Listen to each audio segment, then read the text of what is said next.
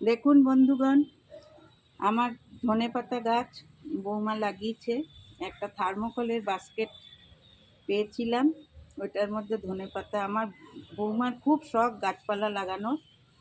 আমার তো শখ ছিলই, তবে অতটা করে উঠতে পারতাম না সংসারের কাজ করে। এখনও আসার পরে ও আমার সঙ্গ দিচ্ছে, ওই জন্য অনেকটাই আমরা দুজনে মিলে করছি। এখানে ধনেপাতা লাগিয়েছি, এখানে আনারস গাছ আছে, এখানে নেপালি পুঁই আছে, কারিয়া পাত্তার গাছ আছে, এদিকে কুমড়ো গাছে অনেক কুমড়ো ফুল হয়েছে।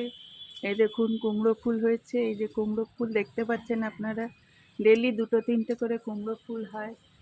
এটাও একটা খুব সুন্দর ফুলের গাছ, এতেও খুব সুন্দর বড় বড় ইয়েলো কালারের একটা ফুল হয়। ওইটা আমার তুলসী মঞ্চ।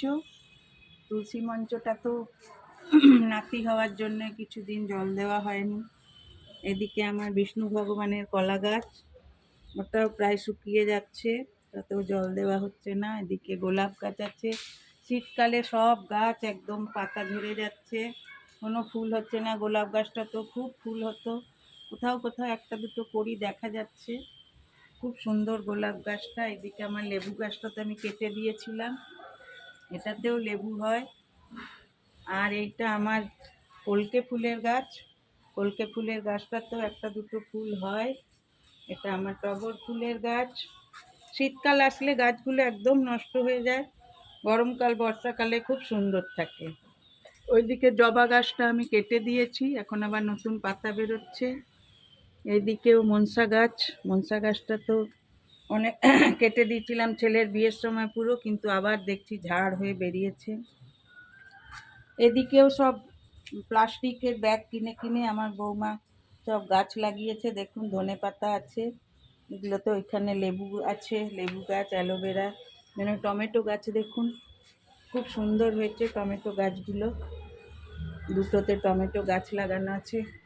আপাতত নিচে এই কটা গাছই আছে, আর ছাদের উপরে অনেক গাছ আছে আমার।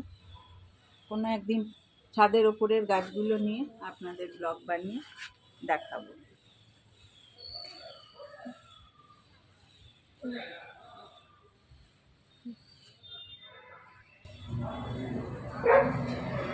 হ্যালো বন্ধুগণ, দেখুন আমার বাগানের বিষয়ে একটু আপনাদের দেখালাম ঘুরিয়ে টুরিয়ে।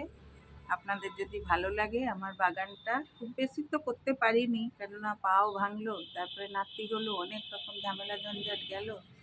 বৌমারও শরীরটা খারাপ হয়েছিল, তারপরে বৌমার মা আসলেন, ভাই আসলো, এইসব নিয়ে খুব ব্যস্ততার মধ্যে ব্লগ বানাতে পারিনি। ওই জন্য আজকে আবার একটা ব্লগ বানালাম। যদি আপনাদের ব্লগটা ভালো লাগে তাহলে অবশ্যই আমার চ্যানেলটাকে লাইক সাবস্ক্রাইব করে দেবেন আর শেয়ার করে দেবেন। Thank you, by.